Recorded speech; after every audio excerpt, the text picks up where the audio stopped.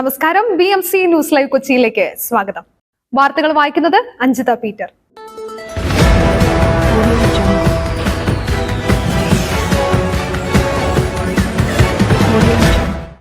ഈ വാർത്തകൾ നിങ്ങൾക്കായി അവതരിപ്പിക്കുന്നത് Cochin Kalabhavan Angamaly franchise, powered by he life Thottakkattukara, josh mall Mookkannoor, cleanser, BMC film production and Nazrath villas.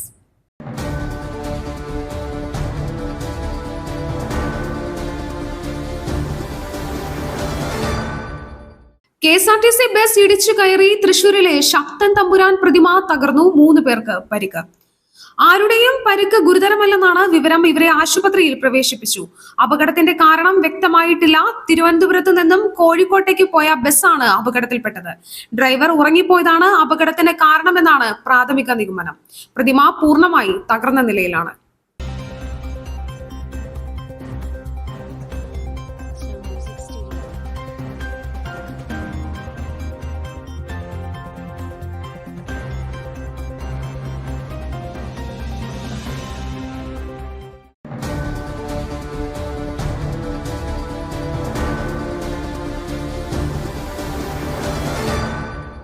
Thrissur DCCയിലെ കൂട്ടത്തല്ല്, youth കോൺഗ്രസിന്റെ പരാതിയിൽ സജീവൻ കുരിയച്ചിറക്കെതിരെ കേസ്. കർശന നടപടിയെടുക്കാൻ ദേശീയ നേതൃത്വം.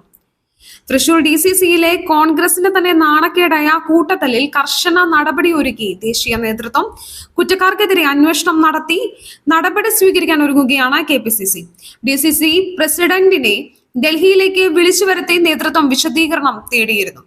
അതിനിടെ സംഭവത്തിൽ ഇരുവിഭാഗത്തിനെതിരെയും പോലീസ് കേസെടുത്ത് കോൺഗ്രസിനെതിരെ കൂടുതൽ പ്രതിരോധത്തിലാക്കുകയാണ്. മർദ്ദനമേറ്റ DCC സെക്രട്ടറി സജീവൻ കുരിയച്ചിറയുടെ പരാതിയിൽ DCC പ്രസിഡന്റ് ജോസ് വള്ളൂരിനെ ഒന്നാം പ്രതിയാക്കി 20 പേർക്കെതിരെ കേസെടുത്തു.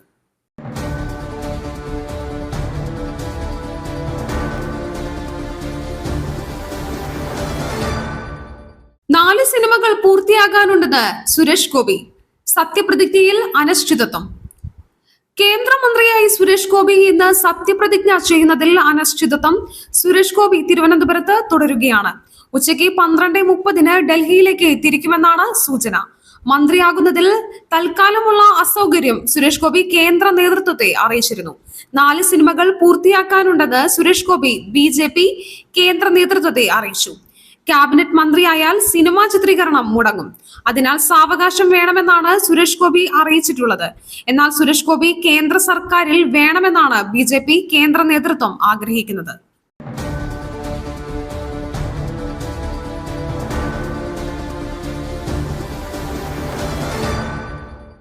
രാജ്യസഭയിലേക്ക് ദേശീയ നേതാക്കളെ പരിഗണിച്ച് CPIയും CPIയും.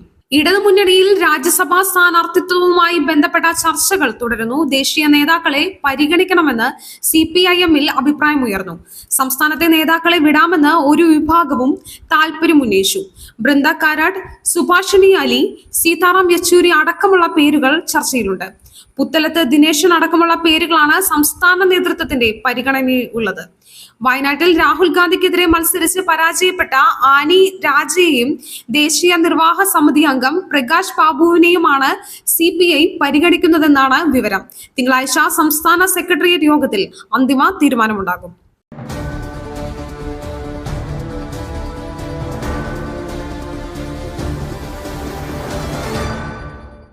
സത്യപ്രതിജ്ഞയ്ക്ക് മുമ്പ് മഹാത്മാഗാന്ധിക്കും വാജ്പേയിക്കും പ്രണാമമർപ്പിച്ച് നരേന്ദ്രമോദി.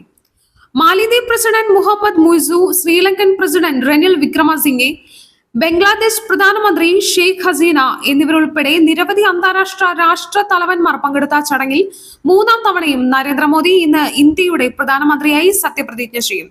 ചടങ്ങിന് മുന്നോടിയായി രാജ്ഘട്ടിൽ മഹാത്മാഗാന്ധിക്കും ഡൽഹിയിലെ സദൈവ് അടലിൽ മുൻ പ്രധാനമന്ത്രി അടൽ ബിഹാരി വാജ്പേയിക്കും അദ്ദേഹം ആദരാഞ്ജലി അർപ്പിച്ചു. തുടർന്ന് അദ്ദേഹം ദേശീയ യുദ്ധസ്മാരകത്തിൽ പുഷ്പചക്രം അർപ്പിച്ചു. പ്രതിരോധ മന്ത്രി രാജ്നാഥ് സിംഗും യുദ്ധസ്മാരകത്തിൽ അദ്ദേഹത്തെ അനുഗമിച്ചു.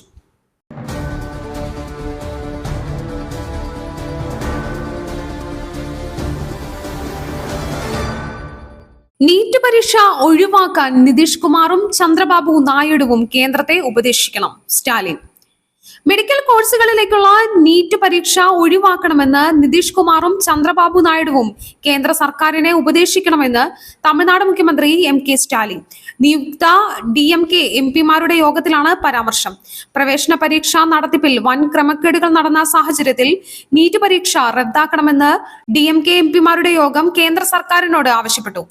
കെ സ്റ്റാലിന്റെ അധ്യക്ഷതയിൽ ചേർന്ന യോഗത്തിൽ പ്രമേയം പാസാക്കി. നീറ്റ് പരീക്ഷയിൽ നിന്ന് വിട്ടുനിൽക്കാൻ സംസ്ഥാനങ്ങളെ അനുവദിക്കണം. വിഷയം പാർലമെന്റിൽ ഉന്നയിക്കുമെന്നും പ്രമേയത്തിൽ പറയുന്നു. DMK-യുടെ രാജ്യസഭാംഗങ്ങളും യോഗത്തിൽ പങ്കെടുത്തു.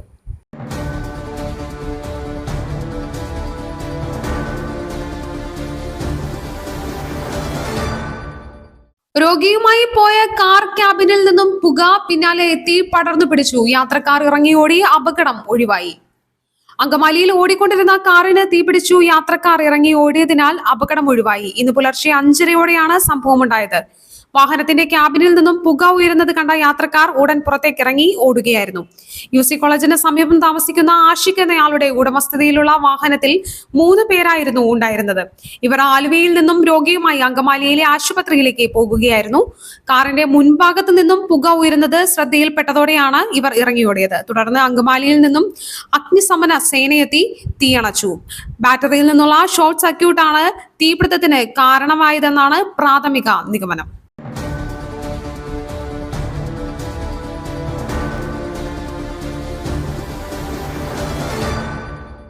മഹാരാഷ്ട്രയിൽ മഴ കനക്കുന്നു. ഡൽഹിയിൽ ഉഷ്ണതരംഗ മുന്നറിയിപ്പും. അടുത്ത 5 ദിവസത്തേക്ക് മഹാരാഷ്ട്രയിലും വടക്കൻ കർണാടകയിലും കനത്തതും അതിശക്തവുമായ മഴയ്ക്ക് സാധ്യതയുണ്ടെന്ന് കേന്ദ്ര കാലാവസ്ഥാ വകുപ്പ്. വടക്കുകിഴക്കൻ മധ്യപ്രദേശ്, ഗംഗാ നദി, പശ്ചിമ ബംഗാൾ, ഒഡീഷ, പഞ്ചാബ്, ഹരിയാന, ഡൽഹി, ഉത്തർപ്രദേശ് എന്നിവിടങ്ങളിൽ ഉഷ്ണതരംഗം പ്രവചിക്കുന്നതോടെ കിഴക്കും വടക്കു പടിഞ്ഞാറും ഇന്ത്യയിലും താപനിലയിൽ നേരിയ വർധനവുണ്ടാകുമെന്നും കാലാവസ്ഥാ വിഭാഗം അറിയിച്ചു.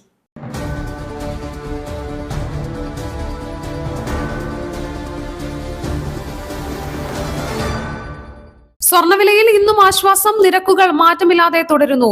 ഇന്നലെ പവന് റെക്കോർഡ് ഇടിവ് രേഖപ്പെടുത്തിയിരുന്നു. സംസ്ഥാനത്തെ സ്വർണ്ണവിലയിൽ റെക്കോർഡ് ഇടിവാണ് ഇന്നലെ ഉണ്ടായത്. 1520 രൂപയുടെ റെക്കോർഡ് കുറവാണ് ഇന്നലെ മാത്രം കുറഞ്ഞത്.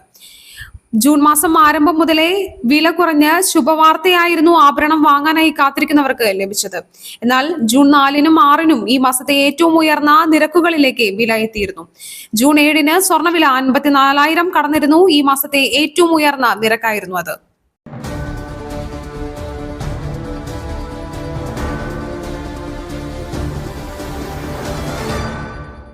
മറ്റൊരു വാർത്തയുമായി കണ്ടുമുട്ടുന്നതുവരെ നന്ദി, നമസ്കാരം.